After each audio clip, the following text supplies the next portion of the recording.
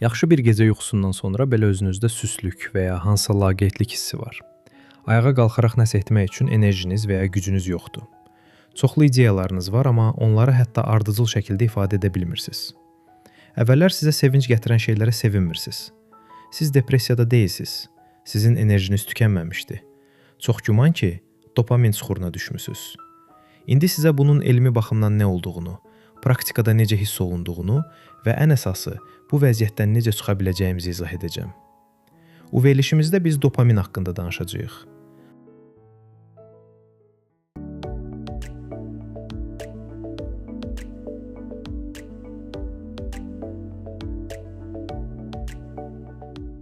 Anlamaq lazım olan ilk şey odur ki, dopamin həzz hormonu deyil.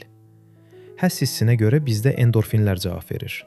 Dopamin isə motivasiyamıza görə məsuliyyət daşıyır. Dopamin motivasiya və gözlənti neyrotransmitteridir. O, həzz aldığımız zaman deyil, həzz alacağımızı gözlədiyimiz zaman ifraz olunur. Bu hal sevinclə bağlı deyil, baxmayaraq ki, dopamin səhvən xoşbəxtlik hormonu adlanır. O, həmçinin baş verəcək bir şeyi gözlədiyimiz zamanda istehsal olunur. Şəxsi həyatımızda, idmanda və biznesdə uğur qazanmağa çalışmağımız dopaminin sayəsindədir. Bir iş adamı müqavilə imzalamağı və ya pul qazanmağı xəyal etdikdə, onu motivasiya edən pul deyil, dopamindir, yəni həmin pulun gözləntisidir. Bizi maraqlandıran və ehtiraslı edən dopamindir. Dopamin ehtiyat kifayət qədər olduqda dünyanı fəth etmək, məqsədlərinizə çatmaq, hərəkət etmək və bir şey etmək istəyirsiniz. Lakin bir şeyi nəzərdə saxlayın. Hər hansı ani və tez bir şəkildə əldə edilən həzz dopamin ehtiyatını tezliklə tükəndirir. Müasir dünyamızda isə ani həzz almaq çox asandır. Buraya Facebook, Instagram və ya YouTube-da olan qısa videoların saatlarla scrolling edərək baxılması daxildir. Bütün bunlardan sonra kifayət qədər dopamin xərcədikdə, digər uzun müddətli və ciddi işlərə nəinki vaxtınız, hətta heç bir həvəsiniz qalmır. Yəqin bunu şəxsi praktikanızda hiss etmisiniz. Beyin artıq sevinmir, o həddindən artıq yüklənib, həddindən artıq doyub və yorulub. Ani həzlərə həmçinin kofein, spirtli içkilər və ya narkotik maddələr də daxildir. Misal üçün, kofein məhsullarından sui-istifadədən danışaq. Burada maraqlı məqam var. Kofein əvvəlcə özümüzü yaxşı hiss etməyimizə səbəb olur. Amma həddindən artıq içsəniz, zamanla dopamin istehsalı azalır. Alkoqol, kokain və digər uyuşturucu maddələr də bura aiddir. Bu fəaliyyətlərlə məşğul olan zaman dopaminin səviyyəsi əvvəlcə qalxır, sonra isə kəskin aşağı düşür. Nəticədə sizə həzz gətirən hər hansı bir şey adiləşir. Burada bir nümunə gətirmək istərdik. Əvvəllər gündə yalnız bir fincan kofe içirdiniz. Lakin getdikcə bu həzz adiləşir və siz əvvəlki həzzi əldə etmək üçün daha çox kofe içməyə başlayırsınız. Eyni şeyləri siqaret, alkoqol və narkotik maddələrə də aid etmək olar. Bundan başqa çoxlu sayda şəkər qəbulu və stres də həmçinin dopaminin səviyyəsini aşağı salır.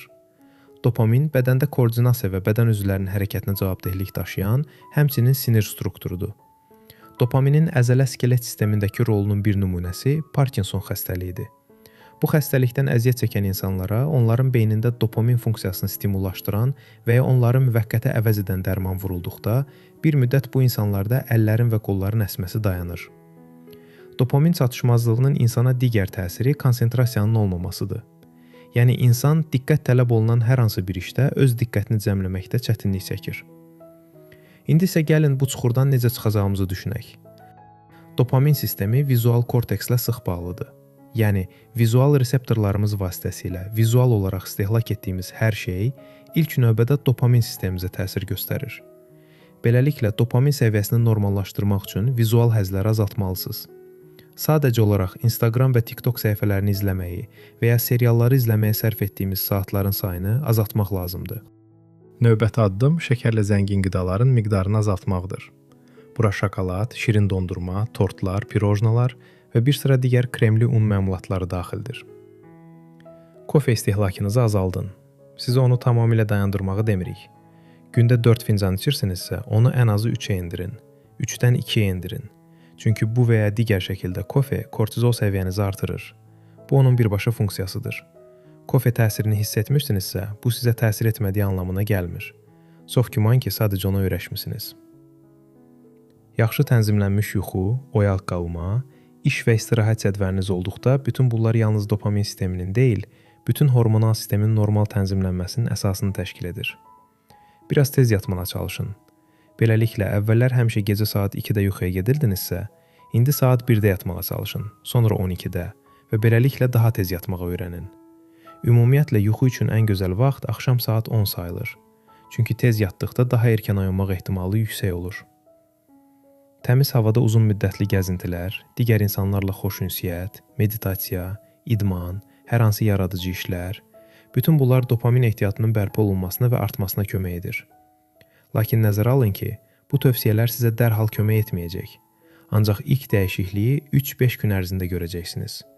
2-3 həftədən sonra özünüzü normal vəziyyətə qaytaracaqsınız. Bununla da bugünkü kiçik verilişimiz başa çatdır. Ümid edirəm ki, bu kiçik videoda sizin üçün dəyərli olacaq məlumatı verə bildim. Əgər bu video xoşunuza gəldisə, like qoymağı və gələcək videoları qaçırmamaq üçün kanala abunə olmağı unutmayın. Hələlik dostlar, yeni görüşlərdək. Salamat qalın.